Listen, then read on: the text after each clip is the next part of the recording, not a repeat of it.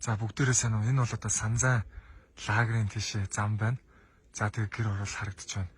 За ингээд үндсэндээ Улаанбаатар хот маань одоо энэ Чингэлтэй хайрхнаас ингээ харахад бол юу ч харагдахгүй юм дүнсэн саарл одоо дайн болцсон юм гэмээр юм хот утаандаа дарагдцсан дарлагдчихсан байна. За эндээ бол одоо ингээ Чингэлтэй зүрх уулын зуны байшин гэр ороллоод одоо харагдаж байна.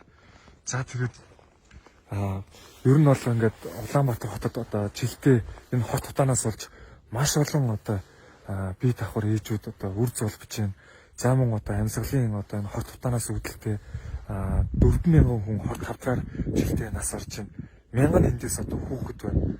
Тэгээ бид бүхний боломжийг хулгайлсан тий Баттай их сургууль чинь 70 их найз өргөний зөвхөн тийм хагаснал байхад одоо хит хитэн дулааны станц бариад өнөөдөр юм утаагүй байх байлаа.